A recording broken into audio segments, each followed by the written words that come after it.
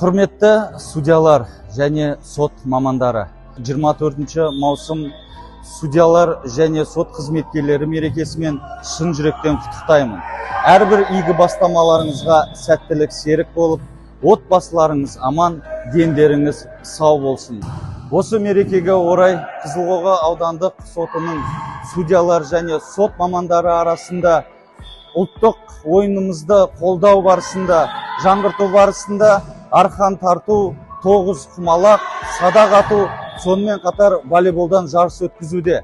Барлық сот мамандарына сәттілік тілеймін, мереке құтты болсын.